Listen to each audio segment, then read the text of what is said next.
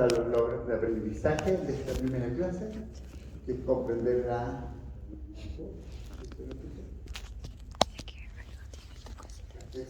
las bases químicas del equilibrio ácido-base, conocer y explicar la función de los sistemas tampón en el organismo y comprender la importancia de la homeostasis ácido-base. Entonces, ¿por qué es importante la homeostasis ácido-base? Cuando hablamos de homeostasis ácido-base nos estamos hablando de la regulación del pH plasmático, que es un proceso finamente regular. Los cambios de pH en el rango fisiológico están en el rango nanomolar. Fíjense que cuando hablamos de sodio-potasio estamos hablando de milimoles. El sodio plasmático es alrededor de 140 milimolar, el cloruro es 110, el potasio es 5. No, acá estamos hablando de nanomoles. Así que es el electrolito más regulado, el protón. Lejos, por 6 órdenes de magnitud. Y el pH, ¿por qué es importante mantenerlo tan regulado? Porque es importante para la actividad de diversas enzimas. Hay muchas enzimas, muchas proteínas, como también canales iónicos transportadores, que trabajan en forma óptima en cierto rango de pH. Entonces, si ustedes cambian el pH plasmático o el pH al interior de la célula, estas proteínas no van a tener la actividad adecuada. Y eso va a producir problemas para la función de las células y con el metabolismo. La estructura también de muchas proteínas se ve afectada frente a cambios del pH. Entonces el pH cambia, hay proteínas que debieran, por ejemplo, estar asociadas y se van a despegar. O puede ocurrir lo contrario. Entonces vamos a tener que estructuras celulares no se están formando de la manera adecuada. Ahora, la concentración plasmática de iones como el potasio, el calcio y el fosfato también se ven alteradas con cambios del pH. Y también la excreción urinaria y la capacidad del riñón de reabsorberla cambia cuando el pH está alterado. Entonces, por ejemplo, cuando el pH plasmático cae, es decir, se hace más ácido, por ejemplo, se van a producir pérdidas de calcio y de fosfato. También se altera la concentración plasmática de potasio, tiende a subir cuando el pH plasmático es muy ácido. Si hay mucho potasio en el plasma, el riñón lo que va a hacer es tratar de excretarlo en el túbulo colector. Por lo tanto, vamos a empezar a progresivamente perder potasio, y también si perdemos calcio y fosfato, lo vamos a perder en el riñón. También va a aumentar la excreción urinaria de calcio y fosfato. Ahora, ¿alguien conoce algún tejido que sea rico en calcio y fosfato? Los huesos. Los huesos están constituidos por fosfatos de calcio, hidroxia hepática. Por lo tanto, si uno tiene un pH muy ácido, estos iones van a salir del hueso, se va a desmineralizar para tratar de tamponar este cambio de pH y se produce desmineralización. Entonces, gente que está expuesta a cambios crónicos de pH tiende a sufrir desmineralización y con eso se producen fracturas. Por eso es importante mantenerlo regulado.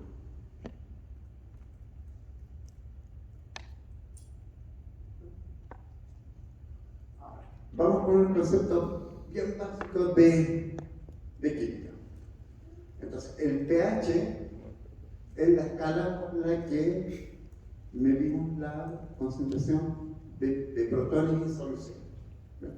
Y la ecuación que el pH está representado por esta ecuación, que es el logaritmo negativo de la concentración de protones en concentraciones molares. Tienen que poner aquí el valor de el mol. Y como es un logaritmo negativo, significa que a mayor pH, menor concentración de protones. Y a menor pH, mayor concentración de protones. Entonces, por ejemplo, en digestivo ustedes vieron que en el estómago, cuando había secreción de ácido clorhídrico, el pH caía, porque hay más protones. Ahora, como es una escala logarítmica, cuando uno está hablando de el rango de pH plasmático normal que manejamos, que es alrededor de 7,4 el valor ideal, ¿ya? Pero es normal aún si se mueve entre 7,35 y 7,45. Ese es el rango normal. Si esto lo transformáramos a concentraciones molares, estábamos hablando de 40 milimolar o 40 nanomolar o 40 nanoequivalentes. Si se fijan, eso es 2 millones de veces menos concentrado que el sodio en el plano.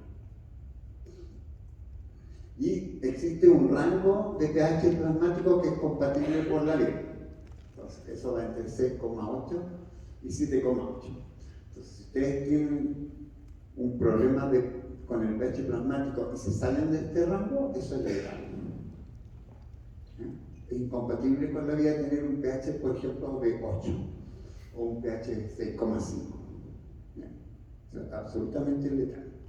Y por eso, y si se fijan, 6,8 o 8 todavía estamos en un rango nanomolar. No son cambios tan grandes. Ahora, en química ustedes vieron que había sustancias que clasificamos como ácidos o bases. Entonces, un ácido es una sustancia que es capaz de entregar o donar protones a una solución.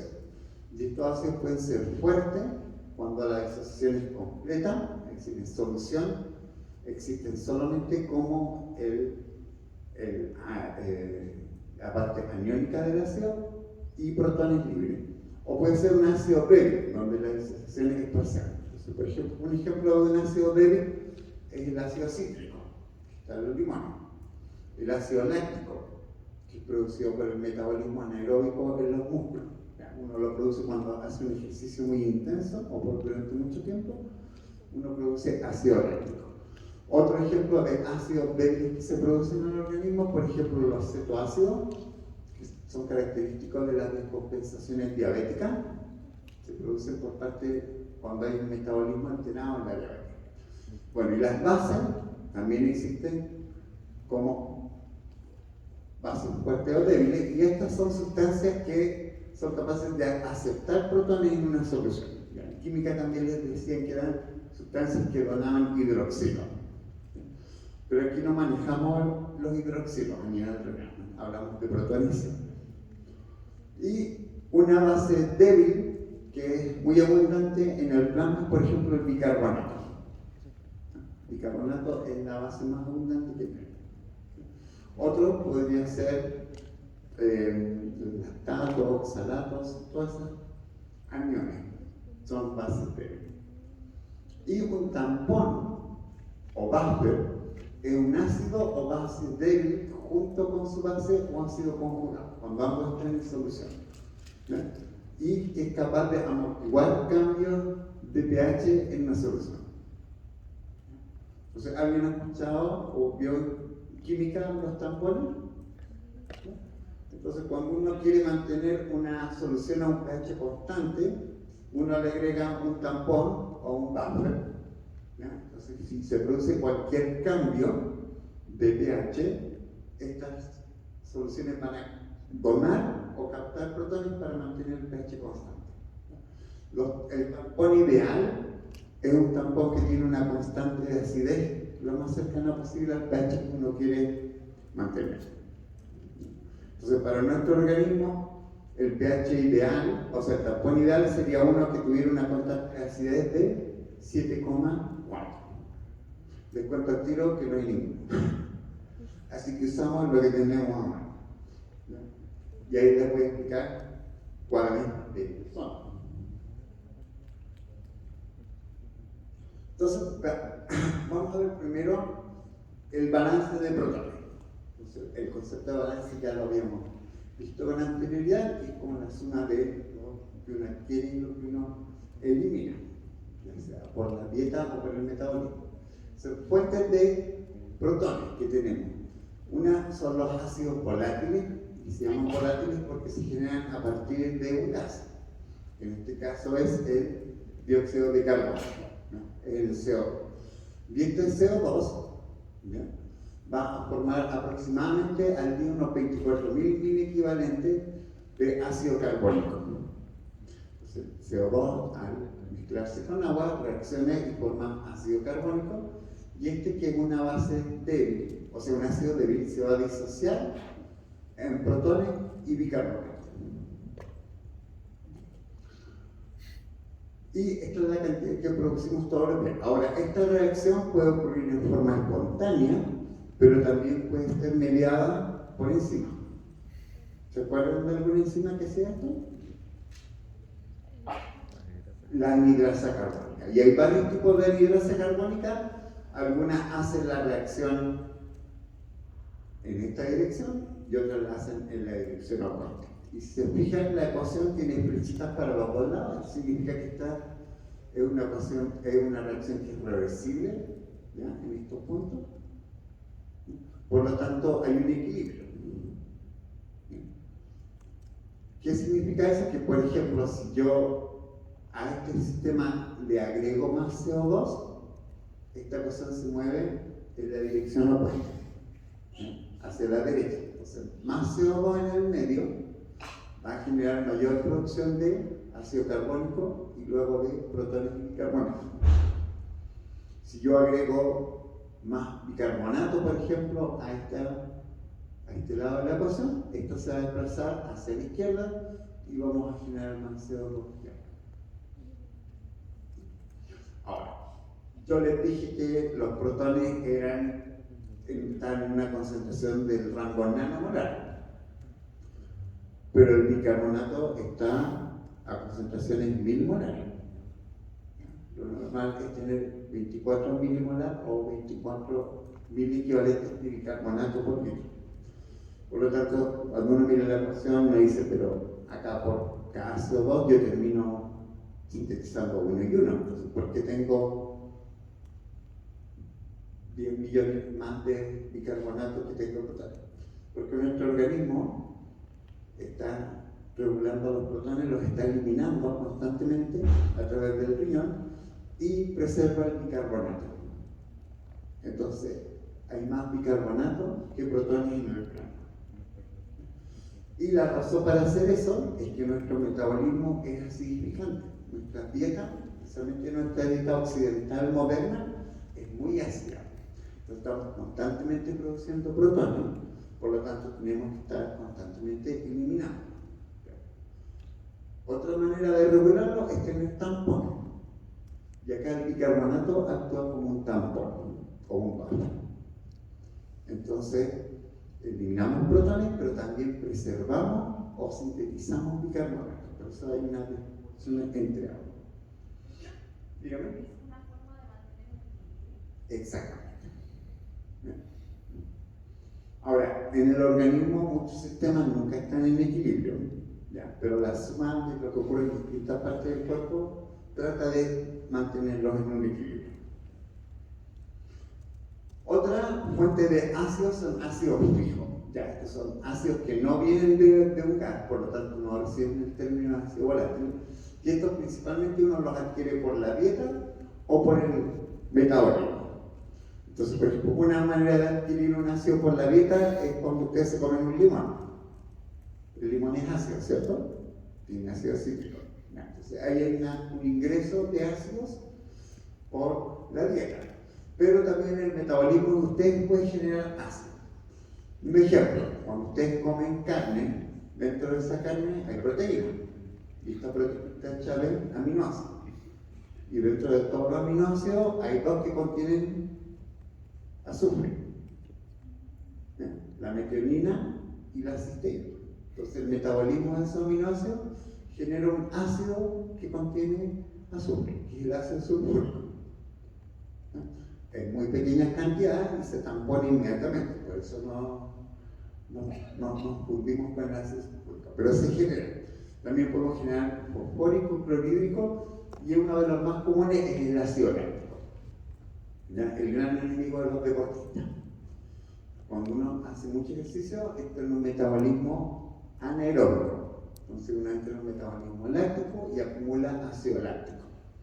Y el ácido láctico afecta la capacidad muscular. Entonces, es una de las causas de los calambres. Okay. Ahora, el pH tanto del líquido intracelular como del extracelular son levemente alcalinos, pero el líquido intracelular por lo general está alrededor de 7,2, dado que el metabolismo celular es acidificante, entonces siempre un poquito más ácido que el extracelular, que es 7,4. Y eso ocurre a pesar de que hay una gran producción de protones al día. Normalmente, nosotros para una persona adulta, 1,70 m promedio, deberíamos estar eliminando como 60 mil equivalentes de protones al día. Si no lo hacemos, el pH plasmático se va a acidificar y nos vamos a enfermar. Entonces nuestros riñones cumplen ahí un papel importante en mantener la homeostasis ácido-base, y esto es lo que vamos a ver. Okay. Entonces, ¿cómo uno regula el pH? El primer sistema es el sistema de tampones que posee nuestro organismo, donde el bicarbonato es el tampón más abundante. ¿Ya? A una concentración de 25 milimolar es lejos del tampón más abundante. Luego tenemos los tampones fosfatos, que no son muy abundantes, pero son muy buenos porque tienen una constante de acidez muy cercana al pH plasmático, así que son buenos para mantenerlo, pero hay poco. Sin embargo, tenemos una reserva muy grande en nuestro hueso, que no es lo ideal ocuparla, porque produce desmineralización ósea, pero está ahí en caso de emergencia. Otro tampón que está también en el plasma son las proteínas, porque los aminoácidos que conforman las proteínas, hay algunos que son ácidos y hay otros aminoácidos que son básicos. Entonces pueden donar o aceptar protones, entonces también actúan como tampones. Y uno puede definir el efecto que tienen estos tampones sobre el pH usando esta ecuación, que es la ecuación de Henderson-Hasselbalch. Entonces, el pH en el plasmático, en este caso, en función de un par de ácido y bases conjugadas, sería la constante de acidez más el logaritmo de la razón de la base más partido por el ácido. Esto es química general. Y esta ecuación describe el pH de una solución en base a la acidez y la concentración de este par de moléculas que componen el tampón. Ahora, en el plasma, todos los sistemas de tampones que les nombré anteriormente, este factor es común para ellos, pues están todos al mismo pH, que es el pH del plasma. Entonces, las concentraciones de estos, del ácido y la base conjugada, se van a mover dependiendo de cómo cambia el pH. Y eso se le llama el principio isohídrico. Entonces, el tampón bicarbonato, el fosfato, van a estar todos dependientes de la concentración plasmática que tenga el pH. Ahí se van a mover.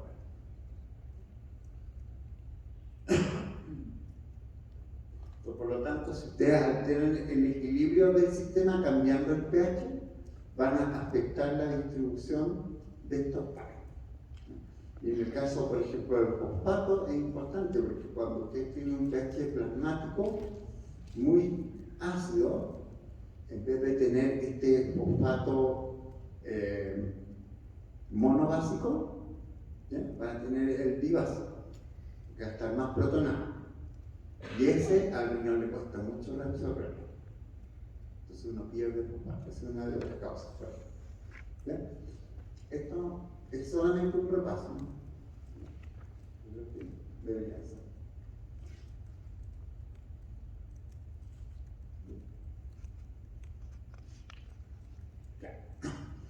Entonces, ¿cómo regulamos el pH? ¿Cuáles son los mecanismos que tenemos?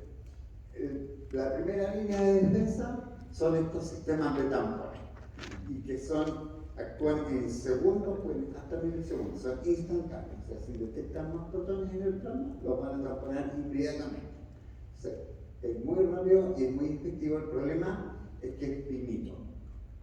Que tiene una cantidad, finito, hay una cantidad disponible. Entonces, por ejemplo, el bicarbonato es abundante porque la concentración es como 24 milimolar, así que tiene harto, pero se puede agotar. ¿sí? Los fosfatos también. Las proteínas también pierden su capacidad tamponante si se protonan entero. Por lo tanto, es muy bueno, actúa rápido, pero tiene un límite. Hay una capacidad. Ahora, esa capacidad, cuando por ejemplo las proteínas, y para aumentarla tendríamos que sintetizar más proteínas y secretarlas hacia el plasma. Si quisiéramos aumentar la capacidad de fosfato, vamos a tener que sacar fosfato de alguna parte, por ejemplo de los huesos, que no es lo óptimo. Pero podemos sintetizar más bicarbonato en forma fácil, y eso lo hace el primero. Así que hay maneras de regularlo. La segunda mecanismo de, y aquí, bueno, aquí hay un ejemplo de los fosfatos, y vemos que en el caso de los fosfatos, como tienen un pKa del 6,8, que está cercano al 7,4, que es el ideal, es un muy buen tampón, pero es poco abundante. En cambio, el bicarbonato tiene un pKa del 6,1, así que no es muy buen tampón para ajustar el pH 7,4, pero hay mucho, así que por efecto de masa actúa muy bien. Ahora, la segunda línea de defensa es la regulación de la ventilación pulmonar. Entonces, como el tampón más abundante es el sistema bicarbonato, que viene a partir del CO2, yo puedo regular cuántos de estos protones o bicarbonatos voy a producir, regulando la presión parcial del CO2. Y eso lo logro aumentando o disminuyendo la frecuencia respiratoria y la intensidad de la respiración. Es decir, cambiando la ventilación. Por lo tanto, si yo necesito reducir la síntesis de esto, yo lo que hago es reducir la presión de CO2, por lo cual esta ecuación se me mueve hacia la izquierda, y eso lo logro hiperventilando. Entonces, elimino más CO2. Por el contrario, si yo quiero tener más CO2, yo lo que hago es hipoventilar, reduzco la frecuencia respiratoria. Ahora, estos mecanismos actúan eficientemente en un rango de minutos a horas. Y la razón es que ¿son ustedes capaces de mantener una alta frecuencia respiratoria por mucho tiempo? ¿Qué les ocurre? Se fatigan, porque ustedes están ocupando músculos, y los músculos se fatigan. Entonces ustedes están hiperventilando, no van a aguantar muchas horas. Se va a producir fatiga muscular y después no va a resultar. Pero estas horas que dura este proceso le da tiempo al riñón para responder. Y es el riñón, mediante la excreción renal de ácido base o la síntesis de tampón bicarbonato, el que es capaz de regular a largo tiempo cualquier perturbación del pH plasmático. Entonces, los tampones son instantáneos, pero finitos, es decir, se pueden agotar, pero dan tiempo para que entre a actuar cambios de la ventilación pulmonar. Y esto, que no son eficientes en el largo plazo, sin embargo te están dando tiempo para aumentar la capacidad del riñón de excretar protones o sintetizar o absorber bicarbonato. Así que van actuando en forma secuencial.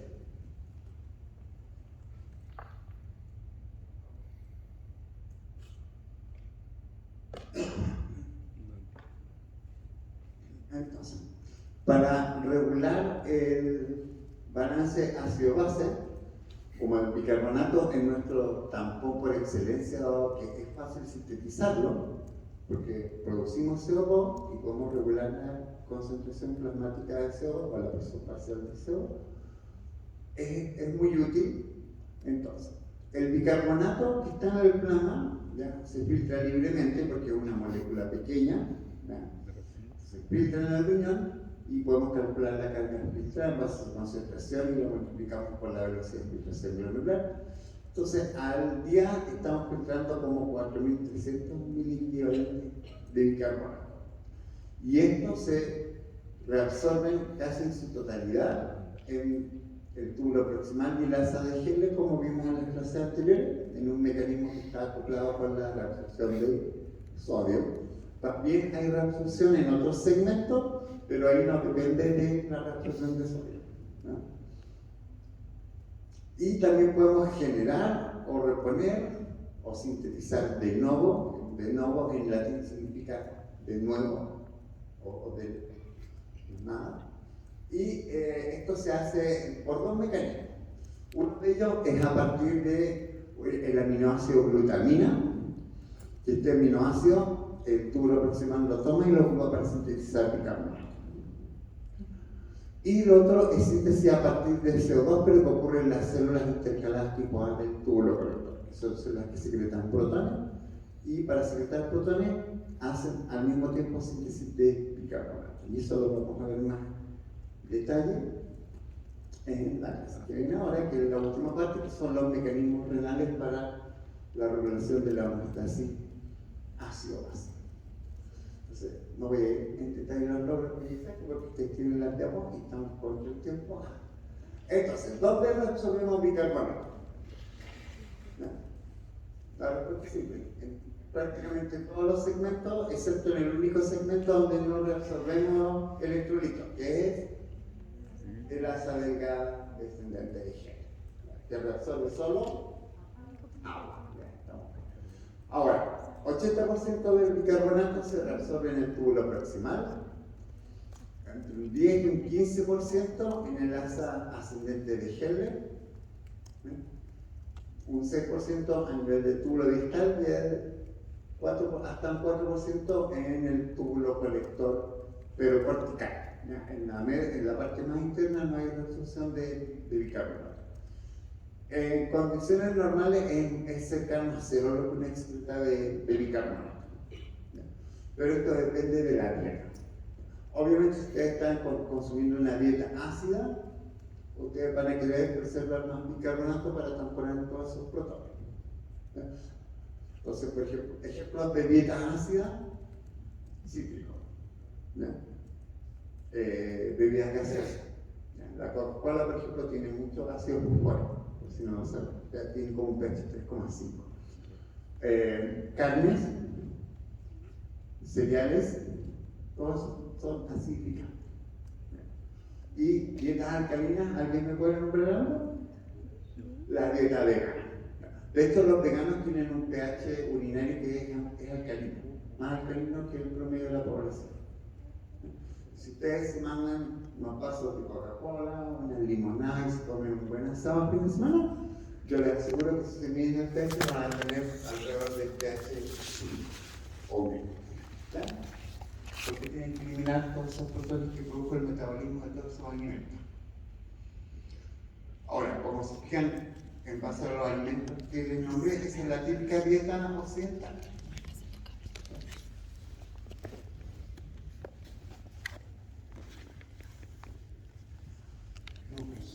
Entonces, este monómero ya lo vieron ustedes, que es la reabsorción de bicarbonato en el túbulo proximal. Esta es la misma diapo, pero decía reabsorción de sodio, porque lo en el túbulo proximal. Entonces, acá voy a ir brevemente, porque esto ya lo habíamos visto, pero para los que no vinieron. El bicarbonato que es filtrado, en presencia de protones, está en equilibrio con ácido carbónico. Este equilibrio nosotros lo podemos mover hacia la formación de bicarbonato si ponemos más protones en el sistema. Y esto se logra secretando protones desde la célula de túbulo proximal, mediante el intercambio con sodio, usando el intercambio al sodio-protón tipo 3, o una bomba de protones que se llama protonatriasa. El ácido carbónico formado es sustrato de la anhidrasa carbónica tipo 4, que está ahí en la membrana apical, mirando hacia afuera, y cataliza la conversión de este ácido en agua y CO2. Entonces, estos protones secretados terminan acá, como agua. Y el CO2, como es una molécula apolar, puede permear la membrana y aquí la anhidrasa carbónica tipo 2 cataliza la reacción inversa, entonces toma CO2 más agua y lo convierte en ácido carbónico. Este ácido carbónico, como es un ácido débil, va a disociar uno de sus protones, que es el mismo que va a alimentar esta vía que vimos acá, y el bicarbonato es reabsorbido junto con el sodio que ingresó a la célula. Como estas células producen mucho bicarbonato, mediante esta reacción, más otra que les voy a nombrar más adelante, la concentración intracelular de bicarbonato, como es muy alta, tiene una gradiente electroquímica muy favorable para salir de la célula. Como es tan favorable, arrastra al sodio. que normalmente no saldría. Ya, que ser. Algo del sodio puede salir por agua. Con esto el túbulo proximal logra absorber aproximadamente un 80% de la carga filtrada de bicarbonato. Y el otro segmento que es importante para el septo, que lo habíamos visto, que es el asa gruesa de Henle. Mecanismo muy similar, también requiere de estas proteínas secretoras de protones, desplaza el equilibrio para formar ácido carbónico, que es convertido en agua y CO2 por la anhidrasa carbónica, y este CO2 a su vez es convertido en ácido carbónico por la anhidrasa carbónica tipo protones vuelven a entrar al sistema por esta vía, y el bicarbonato es reabsorbido, pero en este caso no hay un cotransportador sobre bicarbonato, sino que hay esta proteína que se llama intercambiador de aniones tipo 2, y que lo que hace es intercambiar un bicarbonato por un cloruro. Y este cloruro después vuelve a salir hacia el intersticio y la reacción continúa de forma constante. Con eso logramos reabsorber aproximadamente hasta un 15% de la carga filtrada de bicarbonato. Así que este es el segundo segmento más importante en términos de reabsorción. Ahora, yo les mencioné que también podía haber síntesis de bicarbonato en el túbulo proximal, y esto dependía del aminoácido glutamina. No es necesario que memoricen esta diapositiva, se los advierto que esta otra diapositiva. Acá lo que tienen que aprender es que el túbulo proximal ocupa un aminoácido en particular, que es la glutamina. Acá vemos la estructura de la glutamina. Entonces, la glutamina tiene este grupo carboxilano, tiene estos aminos. Entonces lo que ocurre es que cuando la glutamina ingresa a la célula a través de transportadores de aminoácidos, es tomada por la mitocondria. ¿Ya? Y en la mitocondria existen diversas enzimas que van a ir catalizando distintas reacciones, en las cuales, por ejemplo, estos dos aminos los va a cortar para formar amoníaco, NH3, que es una base. Entonces, como es muy básico, en solución principalmente existe en su versión tamponada, que es amonio o amonia, porque los dos términos, que es el NH4+. Pero también si ustedes siguen catalizando esta reacción, ya parte amino por fuera de la mitocondria, también estos amonios que se convirtieron en ácidos, también estos después los cortan y se generan dos moléculas de bicarbonato. Entonces, la metabolización de la glutamina en el túbulo proximal genera dos tampones. El tampón bicarbonato, que es el principal tampón del plasma, y dos moléculas de amoníaco, que el plasma en solución existe como amonio, que es el tampón de la orina. Entonces, si usted lo piensa, si están en una situación donde tienen muchos protones en el plasma, el tampón bicarbonato les va a ayudar a tamponarlo en el plasma, y el tampón amonio les va a permitir tamponar esos protones que van a secretar en el orina.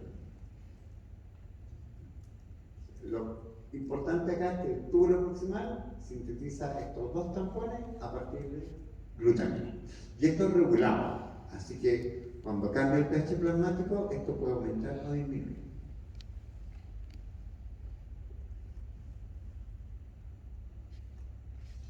Entonces, ya vimos cómo podemos reabsorber bicarbonato y un mecanismo para sintetizar bicarbonato en el túbulo proximal. Entonces, ¿dónde secretamos los protones? ¿Dónde acidificamos la orina? Porque en el túbulo proximal y en la asa de Henle los protones que secretábamos se convertían en agua. Por lo tanto, no están cambiando el pH del fluido tubular ni van a cambiar el pH de la orina. Los protones que acidifican la orina son protones que se secretan directamente el lumen, y esto lo hacen las células intercaladas. Entonces, en la clase de túbulo colector vimos esta misma diapositiva, donde vemos que el túbulo colector, que es el único segmento tubular donde coexisten distintos tipos de células, vemos estas células que parecen a pastelones, que son las células principales, que son las que reabsorben cloruro de sodio y agua, y vemos estas más gorditas, que parece que tuvieran un pomo, que están amplificadas, que son las células intercaladas. Existen dos tipos de intercaladas, las tipo A y las tipo B. Las tipo A son las que son secretoras de protones, que es las que nos interesan en esta clase. Las tipo B son secretoras de bicarbonato. Y nosotros que tenemos dieta ácida, nos juegan un papel muy importante porque como tenemos una dieta ácida, lo que nos interesa es secretar protones y no bicarbonato. Pero en algunas situaciones las podemos ocupar. No es objetivo de este curso ver esas, así que nos vamos a concentrar en las células intercaladas tipo A.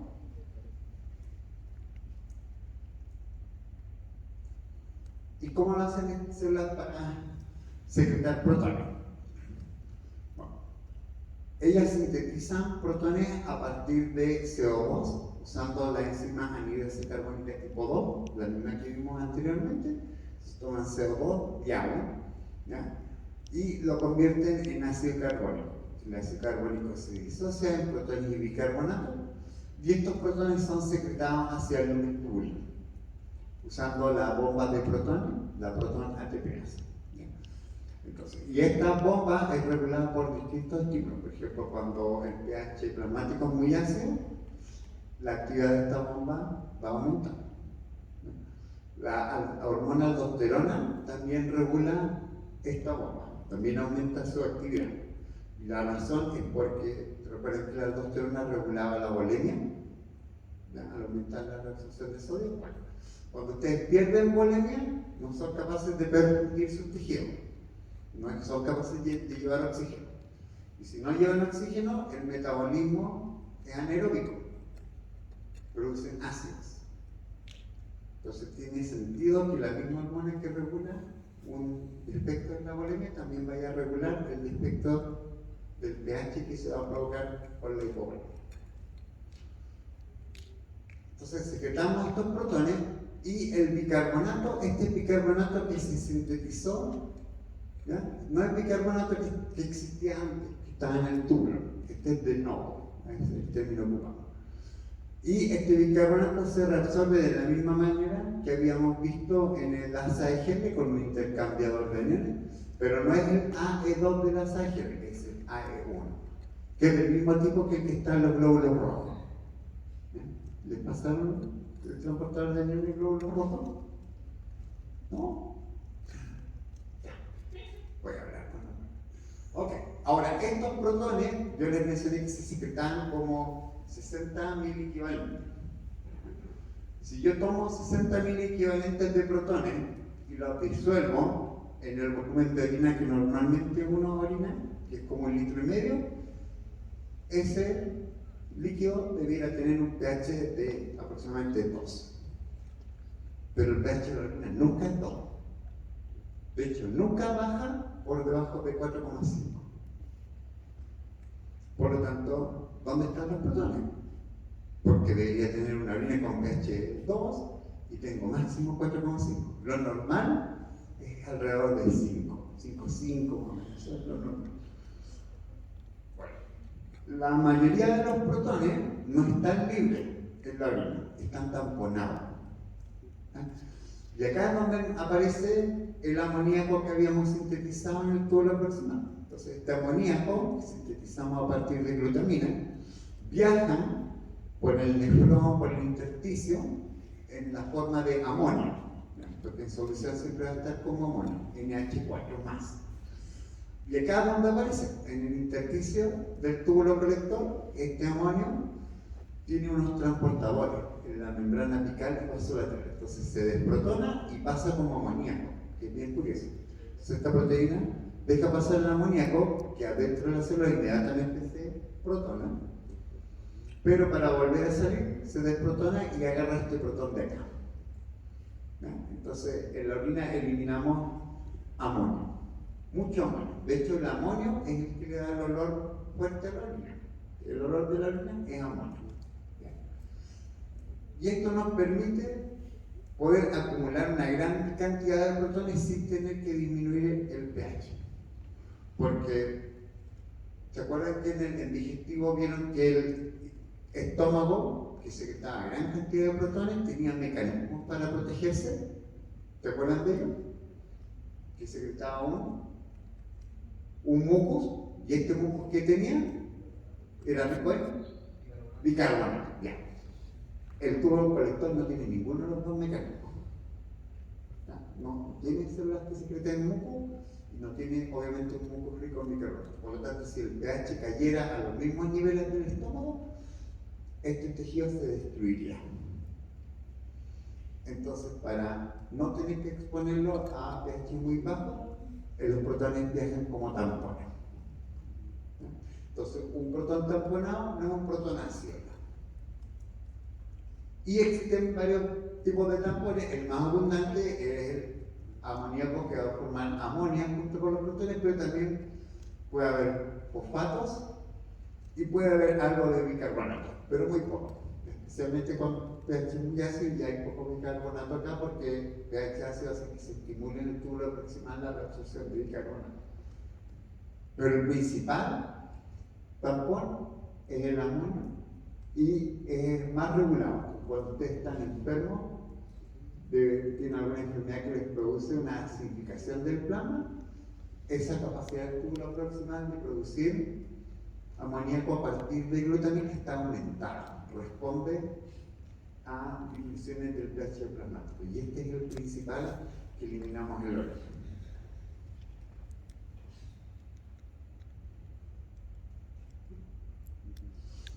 Ahora, entonces ya sabemos cómo manejamos bicarbonato, cómo manejamos los protones. Brevemente vamos a ver qué pasa cuando nos enfermamos. Entonces, no podemos tenemos alterada la homeostasis ácido-base cuando perdemos o ganamos muchos protones, o cuando perdemos o acumulamos muchos bicarbonato. En ambas situaciones se nos va a alterar el pH plasmático. Típicas formas en que ganamos protones es porque consumimos cosas que son muy ácidas, ¿ya? O porque somos incapaces de eliminarlas, ¿ya? Por ejemplo por la orina, o porque nuestro metabolismo está alterado. Por ejemplo, cuando una diabética tiene una crisis diabética, produce cetoácido. Cuando un deportista hace mucho ejercicio, produce ácido láctico. Entonces, hay ganancias metabólicas, pero también hay por la dieta o por la incapacidad de excretarlos de forma adecuada. Ahora, también lo podemos perder por alguna enfermedad, por ejemplo, vómitos repetidos, uno pierde ácido clorhídrico, está perdiendo ese ácido, pero también se está quedando con el bicarbonato, que es un producto secundario de la síntesis de ácido en el estómago. Se pierde el protón y más encima acumula bicarbonato. O porque hay una pérdida de protones en la orina. Por ejemplo, una persona que tiene una enfermedad que le produce un exceso de aldosterona va a estar perdiendo muchos protones porque los está secretando activamente en las células intestinales. Y los trastornos que se producen, acá hay un par de términos que tenemos que manejar. Cuando hablamos de acidemia o alcalemia, lo que estamos hablando en acidemia es una disminución del pH plasmático, ya en la sangre, y la alcalemia es un aumento del pH plasmático. Ahora, la acidosis es el trastorno que produce la disminución del pH plasmático, es la enfermedad. Ahora, uno puede tener una acidosis sin tener acidemia. Y la razón es que si la acidosis no es muy grave, uno puede tener compensado el pH, pero la enfermedad todavía está ahí. ¿Entienden? Lo mismo con la alcalosis. La alcalosis es un trastorno que produce un aumento del pH plasmático, ya sea metabólico o respiratorio. Recuerden que acá el pulmón es muy importante para regular el pH, por lo que vimos de cómo era capaz de eliminar el CO2. Entonces, ¿cómo responde nuestro organismo ante estas situaciones? Si acá tenemos un ejemplo. Vamos a ver dos tipos de trastornos, los trastornos respiratorios y los trastornos metabólicos. Entonces, los trastornos respiratorios se producen ya sea porque hay un aumento en la eliminación de CO2, por ejemplo, por hiperventilación, o hay una disminución. El pulmón no está funcionando bien porque tiene un edema, una fibrosis o está disminuida la frecuencia respiratoria. Entonces, aumentos de la presión de CO2, acá tenemos hipoventilación, obstrucción pulmonar, disminución de la perfusión pulmonar. Pero esto lo podemos compensar a nivel renal aumentando la restricción de bicarbonato para no tener más tampón, aumentando la síntesis de bicarbonato y aumentando la secreción renal del tampón. Entonces corregimos una acidosis. Si por el contrario hay una alcalosis respiratoria, que es una caída de la PCO2, esto puede ser por una hiperventilación, cuando uno tiene niveles de estrés muy altos o está con mucho dolor, uno hiperventila. Y eso te va a alcalinizar el pH de la sangre. Entonces, para resolverlo, ¿cómo lo podemos compensar a nivel renal? Disminuyendo la restricción de bicarbonato, es decir, excretamos bicarbonato en la orina, disminuimos o suprimimos la síntesis de bicarbonato, y como está el pH muy alcalino, lo último que queremos secretar protones es que inhibimos las células intercaladas para que no secreten protones hasta que esta situación se corrige. Por otro lado, hablamos de trastornos metabólicos cuando no es a nivel pulmonar. Ya que esto puede ser un trastorno metabólico a nivel de la función de los músculos, del páncreas, del hígado, etc. O una falla de los sistemas renales para regular la homeostasis ácido-base. Todos esos caen en trastornos metabólicos y pueden producir una acidosis metabólica. Aquí las enfermedades les ponemos nombre y apellido. Que un aumento de ácidos fijos se puede producir por cambio en el metabolismo o por el consumo. Entonces, si consumimos muchos alimentos ácidos, vamos a tener un balance positivo protón. También podemos tener trastornos en nuestro metabolismo, por ejemplo, en una diabetes o por un ejercicio muy extenuante, o porque nuestra capacidad para la síntesis y reabsorción de bicarbonato está disminuida. Por ejemplo, un paciente que tiene una enfermedad renal crónica, los pacientes dializados son muy susceptibles a tener esta enfermedad, porque perdieron todos estos mecanismos regulatorios a nivel renal, y como ya vimos, los respiratorios y los tampones funcionan, pero no a largo plazo. Entonces, los pacientes dializados o con enfermedad renal crónica están muy expuestos a esta enfermedad. 60% de los pacientes que están en esa condición van a tener en algún momento uno de estos trastornos. ¿Y cómo podemos compensar a nivel respiratorio? Hiperventilando. ¿Sí? Aumenta la frecuencia respiratoria, eliminamos más CO2 y con eso nos llevamos estos protones y los convertimos en ácido carbónico y después en CO2 y lo eliminamos. El problema es que nadie puede hiperventilar indefinidamente. La alcalosis es un poquito más complicada con respecto a la compensación. Ahora, ¿cómo podemos tener una alcalosis? Por ejemplo, por un consumo elevado de algún compuesto muy alcalino, ingesta de mucho bicarbonato, por pérdida de ácido clorhídrico, por vómitos, por ejemplo, o por excesiva secreción renal de protones, por ejemplo, por un hiperaldosteronismo. Mucha aldosterona provoca alcalosis metabólica porque activa las células intercaladas, ¿no? Y lo otro es porque hay un defecto en el metabolismo celular, que se absorben protones desde la célula hacia el rico. Ahora, la compensación respiratoria, acá correspondería a una hipoventilación, es decir, tratar de acumular CO2 para sintetizar más ácido carbónico. El problema es que cuando uno hipoventila, cae la PO2 también. Y los quimiorreceptores centrales van a sensar la caída de la presión parcial de oxígeno y van a decir, más importante el oxígeno que el pH. Porque si usted no tiene oxígeno, va a seguir empeorando el balance ácido-base. Así que los quimiorreceptores corrigen la hipoventilación y te hacen respirar normalmente. Así que esta no funciona. De hecho, uno rara vez ve un paciente hipoventilando en la clínica. Ahora, ¿cómo uno hace el diagnóstico? Uno ocupa este diagrama de flujo, que es muy simple. Si uno toma como 7,4 el valor normal, cualquier paciente que presente un pH menor a 7,4, uno dice que tiene una acidosis. Si tiene un pH mayor que 7,4, es una alcalosis. Obviamente, si el paciente tiene 7,40001, no es una alcalosis. Está dentro del rango del valor. Ahora, esta acidosis, por ejemplo, uno podría determinar de dónde viene. Entonces, uno evalúa dos parámetros, el bicarbonato plasmático o la presión parcial de CO2. Si el bicarbonato, que normalmente es 24 miliequivalentes, está disminuido, esta acidosis se debe a una pérdida de bicarbonato. O puede ser una acumulación de protones que está capturando el bicarbonato.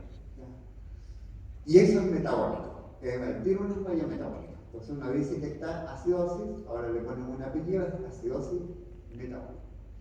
Por el contrario, si la causa está relacionada con un aumento de la presión parcial de CO2 por sobre 40 milímetros de mercurio, esta acidosis se puede deber a una acumulación de CO2 y puede constituir una falla respiratoria. Entonces decimos que es una acidosis respiratoria.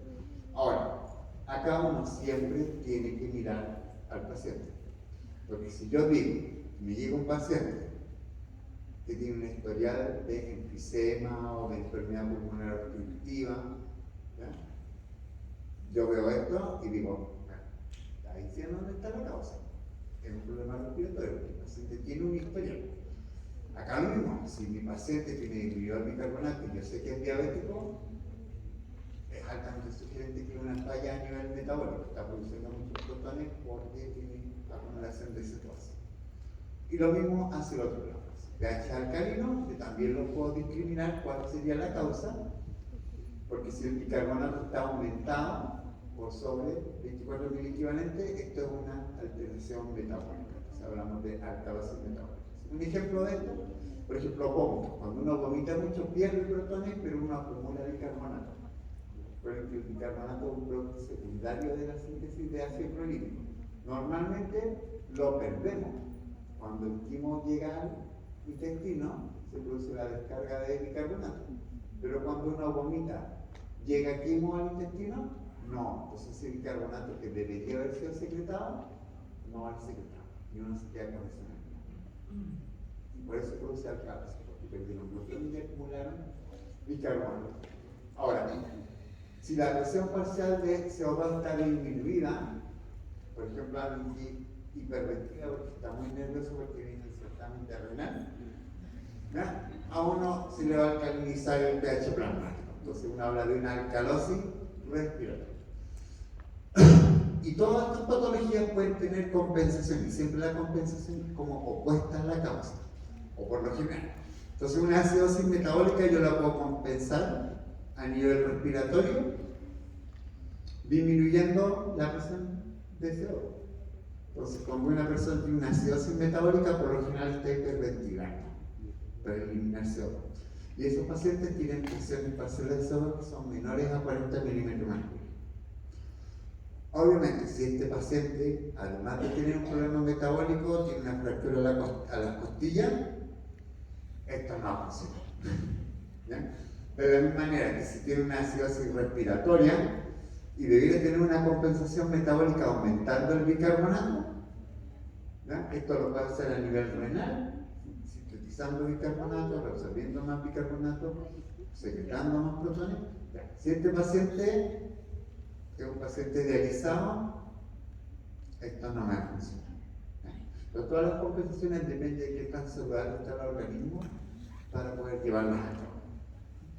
Pero este diagrama de flujo es muy útil para seguir cómo es la enfermedad y cuál es la causa y si hay compensación o no. Y los valores que tienen que memorizar, desgraciadamente, es el punto de corte que es el pH, 7,4, hacia arriba hacia abajo.